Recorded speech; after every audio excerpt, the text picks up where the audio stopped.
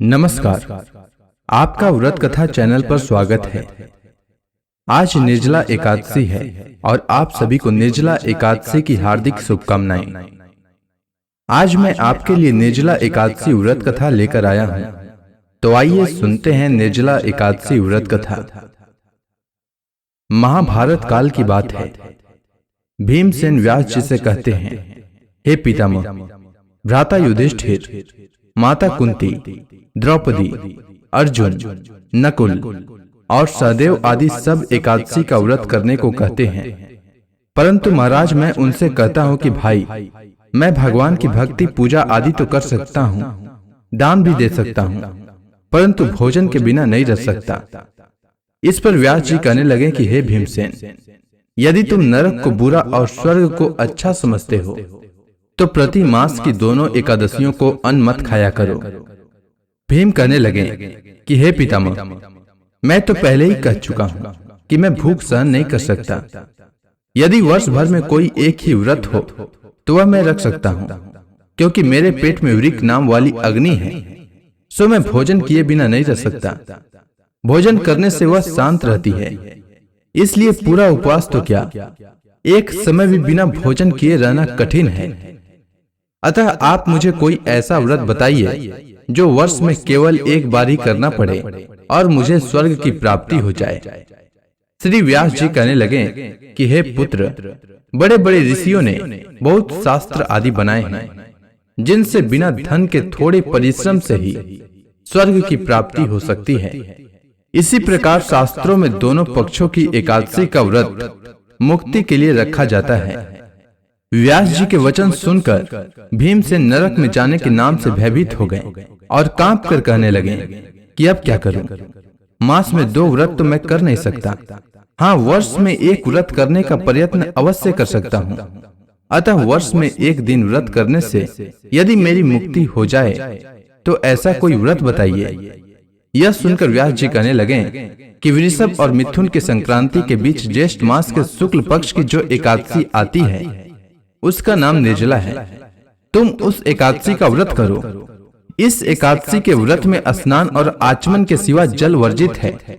आचमन में 6 मास से अधिक जल नहीं होना चाहिए, अन्यथा वह मद्यपान के सदृश हो जाता है। इस दिन भोजन नहीं करना चाहिए, क्योंकि भोजन करने से व्रत नष्ट हो जाता है। यदि एकादशी को सूर्योदय से लेकर द्वादशी के सूर्योदय तक जल ग्रहण न करें तो उसे सारी एकादशियों के व्रत का फल प्राप्त होता है। द्वादशी को सूर्योदय से पहले उठकर स्नान आदि करके ब्राह्मणों का दान आदि देना चाहिए। इसके पश्चात भूखे और शतपात्र ब्राह्मण को भोजन कराकर फिर भोजन करना चाहिए। इसका फल पूरे 1 वर्ष की संपूर्ण एकादशियों के बराबर होता है।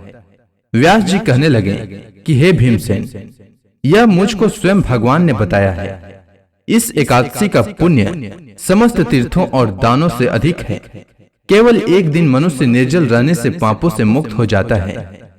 जो मनुष्य निर्जला एकादशी का व्रत करते हैं उनकी मृत्यु के समय यमदूत आकर नहीं घेरते, वरन भगवान के पार्षद उसे पुष्पक विमान में बैठाकर स्वर्ग को ले जाते हैं। अतः संसार में सबसे श्रेष्ठ निर्जला एकादशी का व्रत है, इसीलिए यत्न के साथ इस व्रत को करना चाहिए। उस दिन ओम नमो भगवते वासुदेवाय मंत्र का उच्चारण करना चाहिए और गोदान करना चाहिए। इस प्रकार व्यास जी की आज्ञा अनुसार भीमसेन ने इस व्रत को किया। इसीलिए इस एकादशी को भीमसेनी या पांडव एकादशी भी कहते हैं। निर्जला व्रत करने से पूर्व भगवान से प्रार्थना करें कि हे भगवान, आज मैं निर्जला व्रत कर रहा हूँ, दूसरे दिन भोजन करूंगा। मैं इस व्रत को श्रद्धा पूर्वक करूंगा, अतः आपकी कृपा से मेरे सब पाप नष्ट हो जाएं। इस दिन जल से भरा हुआ एक घड़ा वस्त्र से ढककर स्वर्ण सहित दान करना चाहिए।